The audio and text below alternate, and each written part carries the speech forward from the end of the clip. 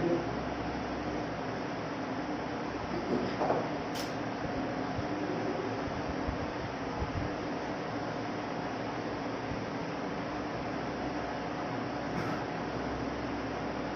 बच्चों, स्वागत है आपका अपने खुद के YouTube चैनल यूवी क्लासेस पर।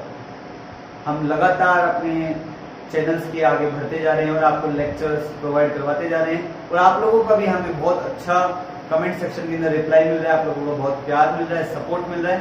इसी तरह आप लोग इस चैनल के साथ बने रहें और वीडियोस को लगातार देखते रहें, लाइक करें, शेयर करें। अब हम इसमें आगे हमारे लेक्चर नंबर 16 की बात करेंगे। हमने प्रीवियस लेक्चर मतलब आज तक हम 15 लेक्चर पढ़ चुके हैं। जो इस चैनल पे आज नए हैं वो पहले के लेक्चर से देखें। आपको एक एक पॉइंट मैंने हर लेक्चर्स के अंदर समझाते हुए कड़ी से कड़ी जोड़ी है। हो सकता है कई बच्चों कमेंट करते हैं, सर एकदम से वो पहली वीडियो अचानक एक वीडियो देखते हैं और बोलते हैं सर ये समझ में नहीं आया। उसका इश्यू होता है कि वो लगातार पूरे लेक्चर्स नहीं देख रहे। तो लगातार सारे लेक्चर्स देखें। आप लोगों के लिए 10th की साइंस भी शुरू कर दी गई है और जल्दी आपके लिए 10th की मैथ भी शुरू कर दी जाएगी। तो इस हिसाब से अब हम हमारे जो प्रीवियस लेक्चर था उसके अंदर मैंने कुछ क्वेश्चंस दिए थे आपको, कुछ प्लेट के क्वेश्चन बताए थे।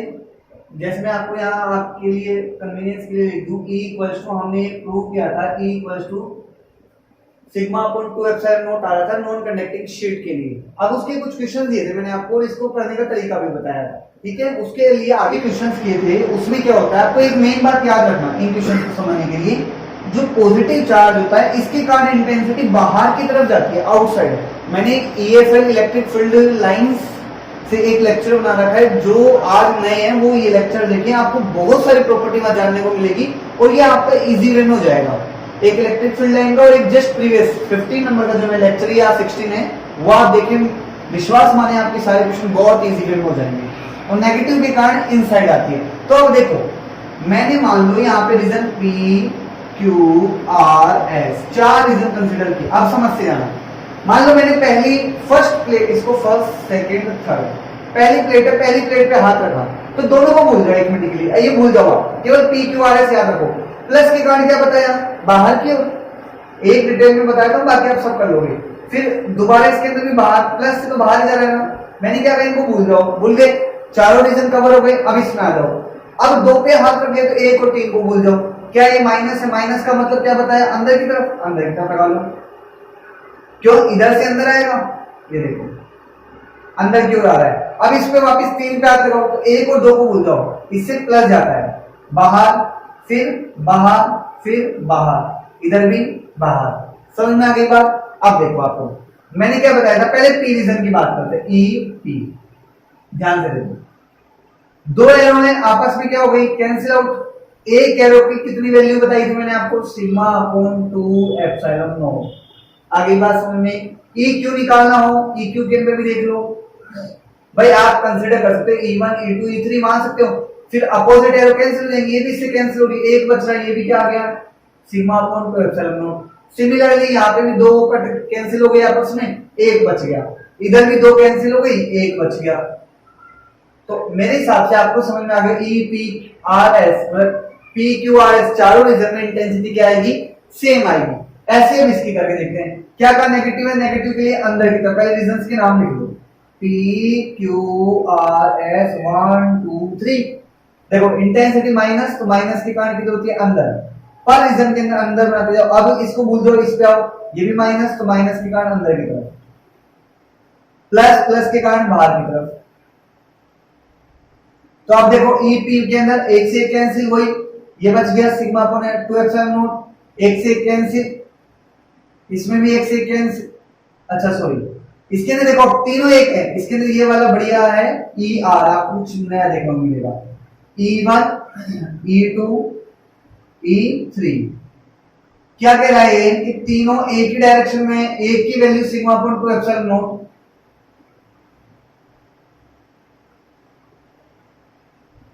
तो इसका मतलब E R बराबर कितना आ गया, 1 2 3, 3 से प्रोडक्ट कर दो, 3/2 sigma upon 2 epsilon not. Similarly इसके अंदर जाओ, एक से एक कैंसिल, तो एक बच गया। आगे बात समझ में। अब मैं उम्मीद करता हूं ये भी आपको समझ में आ गया होगा, माइनस के कारण अंदर की तरफ, देखो पर रीजन के अंदर ये नहीं है किसी और के कारण कंफ्यूज हो, प्लस के कारण बाहर की तरफ। अब इसका रिजल्ट आप निकाल लोगे और निकाल के मुझे कमेंट सेक्शन में जरूर देना, क्योंकि जो बच्चे नए हैं उनके लिए मैं दोबारा छोड़ रहा हूँ। कल कुछ बच्चों को कमेंट सेक्शन में रिप्लाई करके उनको समझ में नहीं आया, अब इन दोनों को समझने के बाद एक क्वेश्चन सा मैं आपको दोबारा प्रैक्टिस के लिए दे रहा हूं, इसका रिप्लाई हम कल देखेंगे। क्वेश्चन नंबर ये आपके सेकंड मैंने छोड़ा है, ठीक है।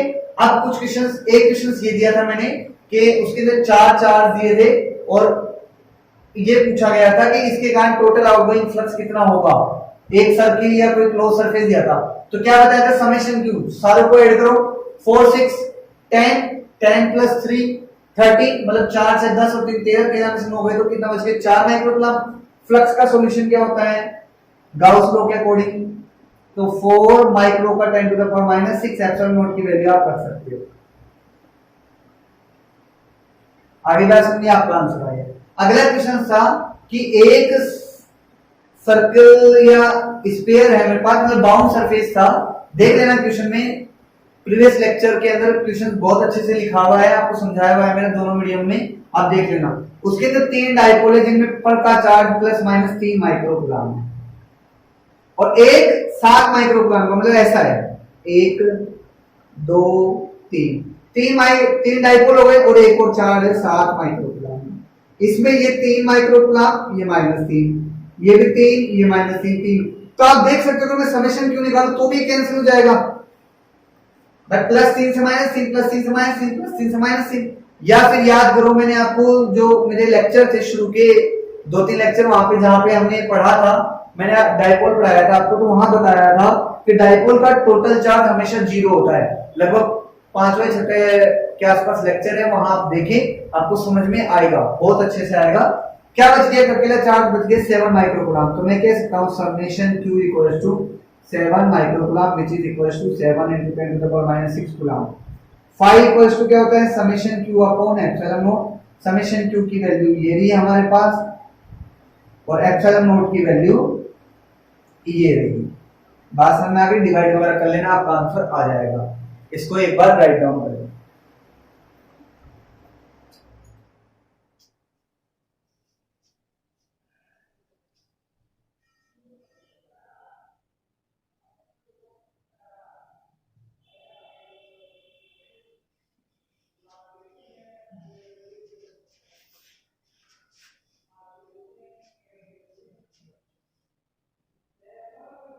आपने नोट कर लिया होगा इसे। अब हम देखो आगे बढ़ते हैं अपने आज के नेक्स्ट टॉपिक की तरफ। हम लोग एप्लीकेशंस ऑफ गाउस लॉ के बारे में पढ़ रहे थे। उसके अंदर हमने 2 एप्लीकेशंस पढ़ लिया था, intensity of electric field due to, एक तो लॉन्ग स्ट्रेट वायर था या इनफाइनाइट वायर था, और एक था नॉन कंडक्टिंग शीट। अब जब नॉन कंडक्टिंग शीट ले लिया तो अब हम कंडक्टिंग शीट या प्लेट की बात करेंगे, ठीक है। तो मैं क्या लिख सकता हूं, intensity of electric field due to in charged infinite conducting plate भी लिख सकते हो। अगर कंडक्टिंग वर्ड आ गया तो उसके बाद शीट भी आ जाता है, ठीक है। कंडक्टिंग वर्ड का ध्यान रखना है, लेकिन कहने का मतलब अनंत आवेशित चालक परत के कारण विद्युत क्षेत्र की तीव्रता, अनंत आवेशित चालक परत के कारण विद्युत क्षेत्र की तीव्रता। देखो हमने जब बात की थी कुछ शुरू के लेक्चर्स में, तो मैंने बताया था आपको कि चार्ज कंडक्टर के तो हमेशा सरफेस पे रहता है, और जो इंसुलेटर होता है, डाइलेक्ट्रिक मीडियम मटेरियल होता है, उसके वॉल्यूम में डिस्ट्रीब्यूट होता है यूनिफॉर्मली। तो मैंने मान लिया मेरे पास ये एक, एक्सक्यूज मी,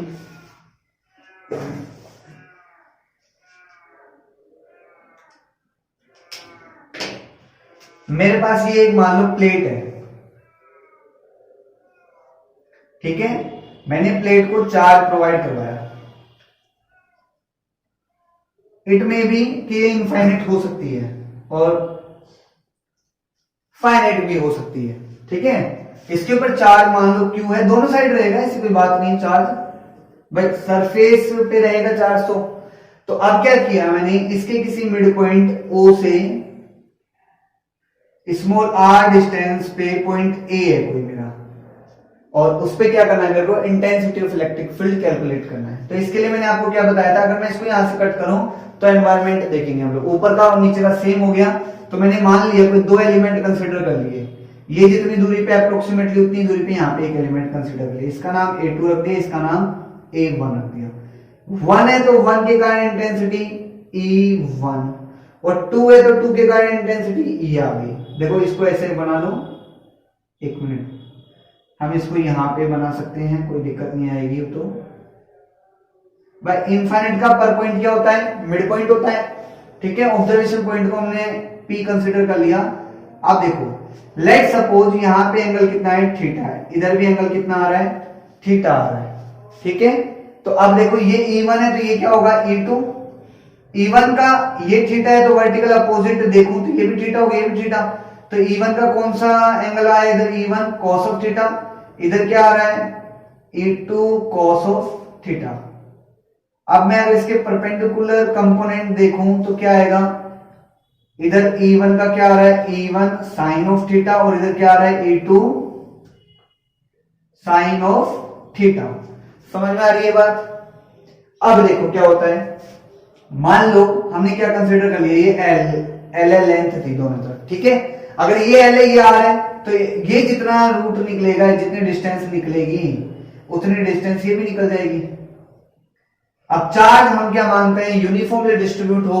मैंने यह चार्ज क्यों माना है, तो इसकी चार्ज डेंसिटी आप सिग्मा मान लो, सरफेस चार्ज डेंसिटी मैंने क्या मान लिया, प्लस S मान लिया। तो आप क्या देख सकते हो, दोनों की डिस्टेंस बराबर, चार्ज का अमाउंट डेल क्यू बराबर आएगा ही आएगा। तो इसका मतलब मैं क्या देख सकता हूं, रिजल्टेंटली मेरे को क्या मिल रहा है, मोड ऑफ E1 बराबर परिणाम स्वरूप हमें क्या मिल रहा है, mode of E2। Equation number first, कहने का मतलब E1 और E2 की जो परिणामी जो तीव्रता होगी वो क्या होगी, बराबर होगी। तो आप देख सकते हो ये वाला ऊपर जा रहा है कंपोनेंट, ये नीचे साइन थीटा बराबर E1 E2 इक्वेशन फर्स्ट से बराबर। तो इसका मतलब वर्टिकल कंपोनेंट मेरे पास आपस में कैंसिल हो गए और द्वारा जो घटक थे वो निरस्त हो गए हैं। अब परिणामी जो तीव्रता मिलेगी, जो रिजल्टेंट इंटेंसिटी मिलेगी, वो मिलेगी क्षैतिज घटक के कारण। हमारे पास कौन सा कंपोनेंट इफेक्टिव होगा, हॉरिजॉन्टल कंपोनेंट इफेक्टिव होगा। कौन सा कंपोनेंट होगा, हॉरिजॉन्टल कंपोनेंट। अगर मैं इस पूरी शीट के कारण देखना चाहूं, पूरी प्लेट के कारण देखना चाहूं, तो मैंने क्या देखा, पर पॉइंट के कारण, इसके कारण भी इधर इधर इधर, सबके कारण इधर होगा। तो इसका मतलब इधर एक सरफेस बन जाएगा। अब अभी हमने क्या बात की कि कंडक्टर के अंदर की तरफ चार्ज नहीं होता, इसका मतलब यहां से दोनों क्या हो गया, डिस्ट्रीब्यूट हो गया। तो डिस्ट्रीब्यूट हो गया तो हम लोग जिस डायरेक्शन में देख लो, चाहे इधर देख लो चाहे इधर देख लो, एक जैसा माहौल होगा। तो हम लोग क्या करेंगे, एक ही साइड कंसीडर करेंगे। कहने का मतलब मैं इसको ऐसे बना सकता हूं, मान लो इसके ऊपर चार्ज मैंने डिस्ट्रीब्यूट किया और ये एक इमेजिनरी गाउसियन सरफेस कंसीडर कर लिया। भाई ऐसा क्यों मैंने मान लिया कि मेरा जो ऑब्जर्वेशन का जो सरफेस है वो S है, ये ऑब्जर्वेशन का मेरा क्या हो गया, सरफेस हो गया S, ठीक है। जितनी भी इंटेंसिटी निकली उन सबको जोड़ा तो ये क्या निकल गया, एक सिलेंडर फॉर्म में बन गया। ये गाउसियन सरफेस है, गाउसियन पृष्ठ है,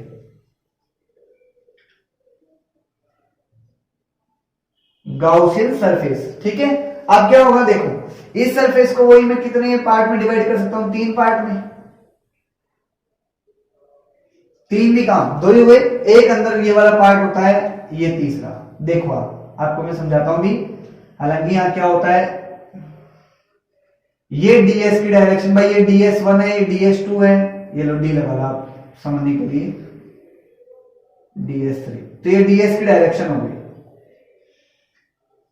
ये भी ds की डायरेक्शन। अब अभी आपको क्या बताया, प्लस के कारण इंटेंसिटी कैसे आएगी, इस पे प्लस सिग्मा अगर इंटेंसिटी में मान लो इतने से एरिया में, तो इंटेंसिटी जो इलेक्ट्रिक फील्ड की डायरेक्शन है वो कैसे आ रही है, आपके प्लेट के हॉरिजॉन्टली परपेंडिकुलर आ रही है, क्षैतिज दिशा में परपेंडिकुलर मतलब लंबवत आती है इस दिशा में, ये E है।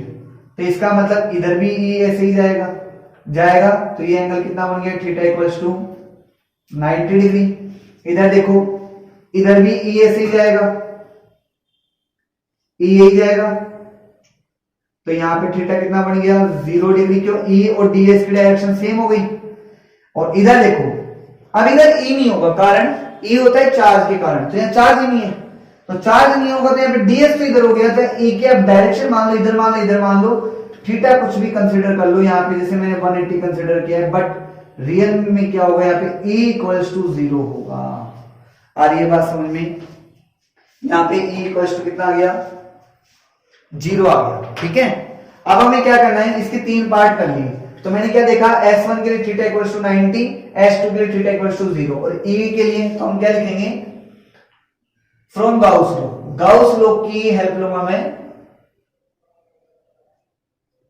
अगर गाउस लॉ लगाऊं तो वो क्या कहता है, E dot ds equals to summation q upon epsilon naught. ऐसा ही कहता है। कितने भाग में बांटा है इसको, ये पूरा है, इसको हमने कितने भाग में बांटा है, 3 भाग में।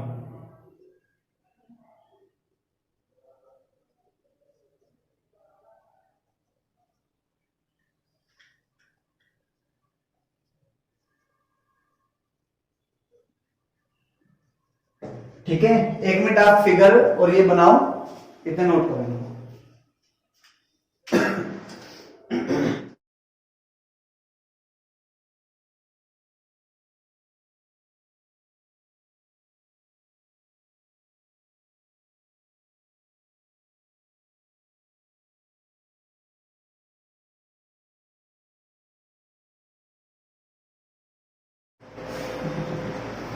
हो गया, कर लिया होगा आपने नोट। अब देखो यहाँ पे हमने S1 के लिए क्या देखा है, थीटा इक्वल्स टू 90 डिग्री।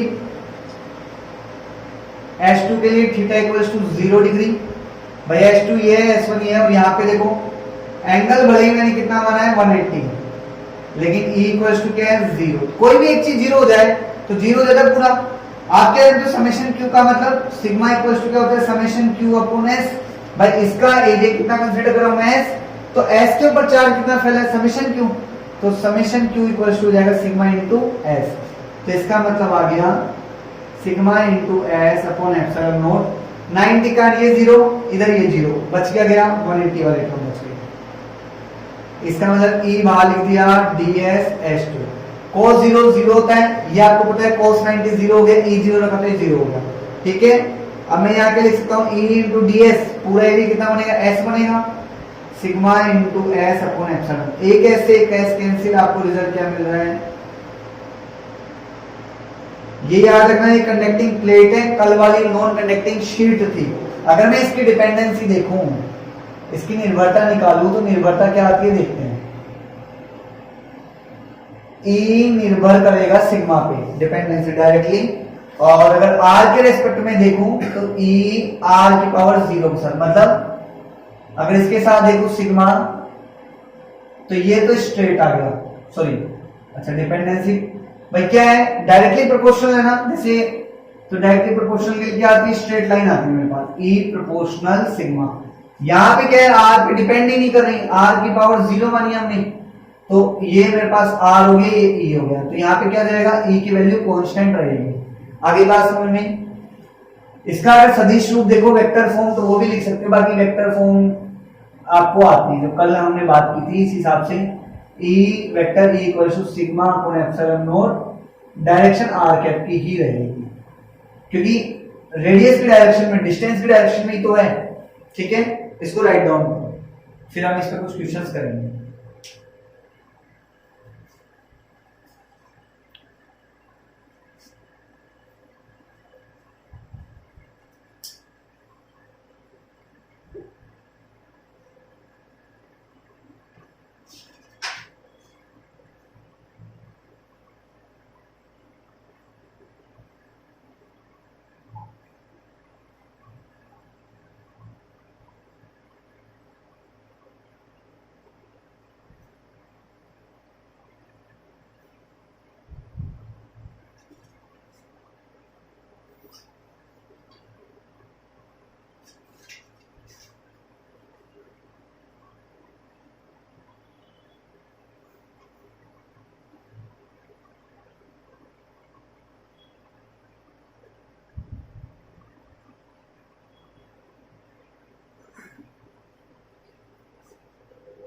कर लिया नोट।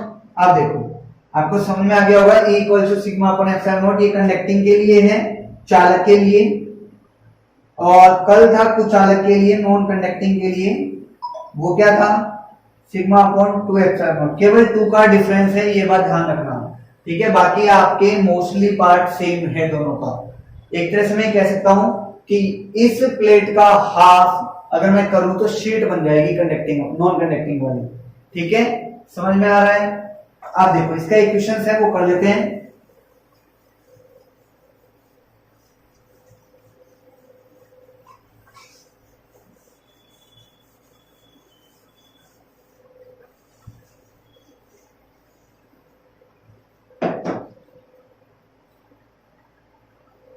देखो एक क्वेश्चन कराता हूं मैं आपको।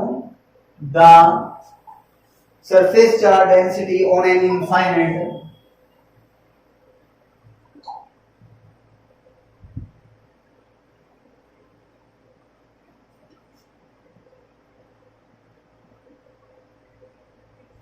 on an infinite conducting plate is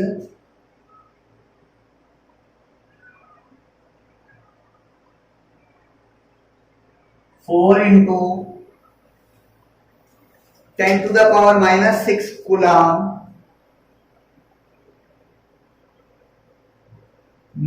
पर metre square. Surface charge density है ना, ठीक है, कूलम्ब पर मीटर स्क्वायर चलेगी। आगे देखो, ए charge of -2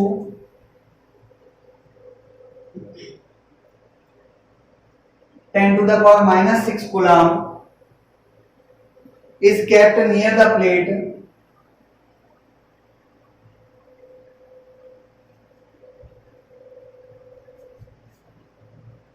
what would be the value of electric force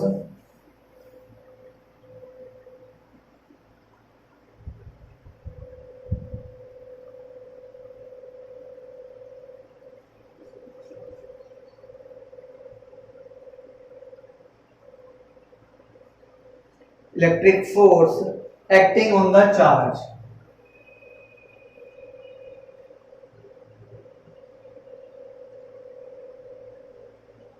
question आप देख सकते हो, आपके सामने है।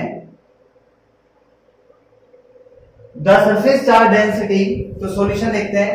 पहले मैं आपको ये हिंदी में समझा देता हूं क्या कह रहा है कि ये कह रहा है कि किसी कंडक्टिंग जो चालक मेरे पास प्लेट है, अनंत जो चालक प्लेट है, उसकी अगर पृष्ठीय आवेश घनत्व 4 × 10⁻⁶ कूलम्ब प्रति मीटर स्क्वायर है और उस प्लेट के पास -2 × 10⁻⁶ कूलम्ब का एक चार्ज रखा है, एक आवेश रखा है, तो उस आवेश पर लगने वाले बल का मान क्या होगा? Electric force acting on the charge. देखते हैं क्या होता है भाई। हम क्या जानते हैं, पहले गिवन अप लिखो, दिया गया क्या क्या है, दिया है गिवन अप सिग्मा दे रखा है आपको 4 × 10 to the power -6 कूलम्ब पर मीटर स्क्वायर। ये देख लिया अगर ये एसआई में है, नहीं एसआई में है कोई प्रॉब्लम नहीं है। आगे देखो, उसने कहा एक चार्ज दे रखा है -2 × 10 to the power -6 coulomb. Nearby दे रखा है, अगर नियर बाई भी नहीं देता तो भी हम लोग देखते हैं कि वहां पे हमें आर की टर्म नहीं मिलती है, तो हम लोग क्या करते हैं, उसको इग्नोर ही करते हैं आर वाले फैक्टर को। तो अब मेरे को एफ चाहिए और फोर्स निकालना है, फोर्स इलेक्ट्रिक फोर्स चाहिए। तो क्या कर सकता हूं मैं, देखो सिंस शीट क्या है, कैसी है, इनफाइनाइट कंडक्टिंग प्लेट है, तो हम क्या जानते हैं, since intensity due to the conducting plate is given as sigma upon epsilon not. तो मैंने यहां पे क्या रखा, सिग्मा की वैल्यू कितनी दे रखी है,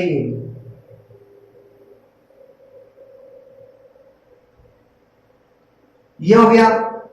अब मेरे को क्या चाहिए, फोर्स चाहिए। Since electric force is given as F equals to Q E, क्यों E equals to F upon Q. मैंने पुराने लेक्चर्स आप देखो, छोटे छोटे लेक्चर्स है, केवल 20-20 30 मिनट के, आप आराम से देख सकते हो, उसमें बता रखा है।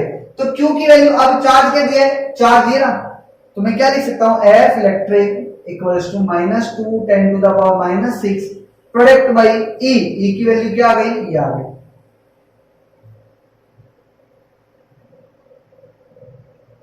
अब आप इसको इजीली 10 6 -6 -6 -12 ये तो कैंसिल आउट हो गया, 4 2 8 -8 अपॉन 8.85, तो लगभग 1 से भी छोटा आ गया ये भाई। अगर मैं यहां से हटाऊंगा दोनों, तो यहाँ पे 800 में 885, लगभग 900 का भाग दो, मान लो ऐसे मान लो अप्रोक्सीमेटली 9 का भाग दो, तो क्या आ जाएगा, 0.7 के आसपास कुछ आ जाएगा, ठीक है। जो भी आपके पास आएगा, F इलेक्ट्रिक फोर्स आप देख लेना कैलकुलेट करने के बाद जो भी आ रहा है ये आ रहा है -0.903, ठीक है, 0.903 फोर्स आता है न्यूटन में। भाई आप लोग डिवाइड करके देख लेना, इजीली समझ में आ जाएगा। समझ में आ गई बात? तो ये आपके पास फोर्स था। नेगेटिव का मतलब एक तरह से क्या हो गया, अट्रैक्शन नेचर का फोर्स हो गया। तो यहां पे हम लोगों ने इस चीज को देखा, आपको ये बात समझ में भी आई होगी। भाई फोर्स के अंदर आप नेगेटिव ओमिट भी कर सकते हो, इसको नेग्लेक्ट भी कर सकते हो, 0.903 मैग्नीट्यूड की फॉर्म में ऐसा लिख सकते हो। ये आपके पास फोर्स आ गया। आ रही है बात समझ में? देखो आप लोग लगातार लेक्चर्स देखते रहो, जो जो लेक्चर्स आ रहे हैं आपके पास, चाहे मैथ के आए चाहे फिजिक्स के आए, जैसे भी हम लोग आपको प्रोवाइड करवा रहे हैं, इसके अंदर हम मोस्टली आपको बेटर से बेटर कॉन्सेप्ट कवर कराने की कोशिश कर रहे हैं। आप अपने फ्रेंड्स के साथ इन्हें शेयर कीजिए ताकि उन लोगों को भी कुछ बेनिफिट हो।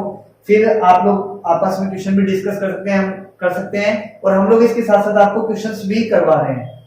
कई बच्चे से लॉकडाउन में नर्वस हो जाते हैं, सर पढ़ाई कैसे हुई, कैसे क्या चलेगा, तो आपको इस चीज की टेंशन लेने की जरूरत नहीं है। जैसे आप इस वीडियो को ऐसे समझे कि आपके ऑफलाइन जैसी क्लास चल रही है, रेगुलर रहें, रेगुलर क्लास देखें, और घबराने की कोई भी जरूरत नहीं। ठीक है, आज के लिए इतना ही। Thank you very much. तो आपके साथ है।